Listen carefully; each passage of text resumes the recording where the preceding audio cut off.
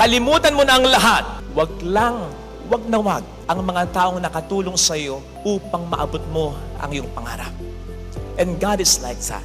Kaya't sa pangarap ng Diyos na maayos pa ang pamilya mo, kitang-kita niya at pinahalagaan niya ang pakisikap mo. Sa pangarap ng Diyos na mabigyan ng magandang kinabukasan ng mga anak mo, ang mga kapatid mo, nakikita at pinahalagaan ng Diyos ang sakripisyo mo. Sa pangarap ng Diyos na maayos pa ang buhay ng asawa mo, mapatino mo pa ito, pati na ang anak mong pasakitulo, nakikita ng Diyos ang pagtitiis mo. Sa pangarap ng Diyos na mapagaling pa ang mahal mo, nakikita ng Diyos ang pag-aalaga mo, pati ang nagagasta mo. Sa pangarap ng Diyos na mapag-ayos pa at mapagkasundo pa ang mga mahal mo, believe me, nakikita niya at pinahalaga niya ang pag-a-adjust at kababaang loob mo.